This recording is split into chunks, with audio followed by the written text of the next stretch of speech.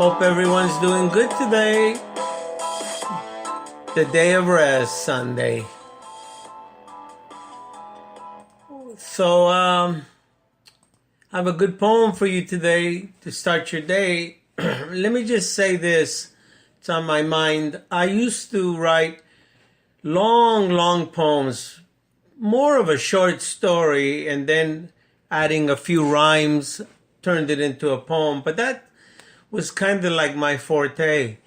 But then some people, they give advice. Sometimes advice, forget it, We have to go with our own minds. Then some people started to say that my poems were a little too long and that people prefer short ones. And then I started writing short ones. But the one that I have today is one of my long-ass ones. And it's, I wouldn't say political. I don't always have the words. I would just say very, very important, historical. How about that? Historical. It's about the plight of the American Indian. And, and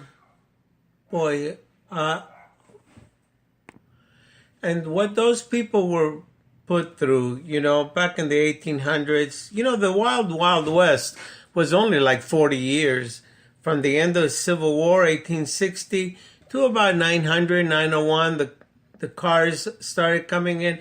So that Western stuff with all the gunslingers was for about 40, 50 years. Most likely somebody will comment and let me know that I'm wrong, but that's the way I see it. So this poem is about the American Indians. Boy, were they put through something? I'm even surprised they're still here. All right, I'm going to get going now. It's called The American Indian, Our National Treasure. I want to write and say a little bit about my American Indian brothers, disrespected through time and places and treated badly what seems to be all over. This country treated them badly just a few generations ago, but now I want to say it all, and I want to finally settle the score. One day we will all rise and give them the honor they deserve, perhaps give them back their lands so they can get off their Indian reservations ravaged by alcoholism and lack of good sanitation. And more on to live the lives they do choose. For this to happen, they will need strength and determination. We should try to help them so they can have another generation. Let's show them that we care once and for all, accept them into our family, their culture and history, and their beautiful haunting songs. Please, people, listen, they do belong. Their history is not so pretty. They had to endure a lot of pain and misery. For us, the white man, just to stay a little sane, it still hurts them all the way to the bone as they were crushed from shore to shore. They did not endure for any fame. If you believe this, you are the one that is lame. The world just is not getting any more sane. When I think about it, I feel that the situation is not any more tamed. Once and for all, give them back some of their lands, holy places, so they can make their spiritual plans. We stole their land. It's put plain as day. The treaties we made with them just doesn't make any sense. They are just pieces of paper, and it's all filled with lies and deceptions. They are crimes that need to be corrected. We are still to blame with all our shame. Don't try to give them another empty check. I feel like putting my head down and just reflect just how we could have done these things. It's now coming to a head. They haven't had many prophets and holy men trying to tell us the truth, but no one would listen. They were all such petty fools. They have always had a heart filled with love for everyone from any clan, just threw it all away like an old dirty pan. Not realizing is the way they are playing kind.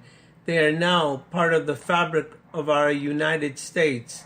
The whole situation lacks and kind of esoteric. Open your blind eyes and find some real patriotism. what we have done to these poor people is nothing short of old-fashioned racism and extermination. Try to see that they too are human too. Try to understand and stop playing it cool. Don't sweep their history under the carpet as if it was not important. Of this I am certain. I hope you learned something from my not so short poem about a proud people that are still here after oh so long. Understand this. They have always been civilized. What we've said of them was a total lie.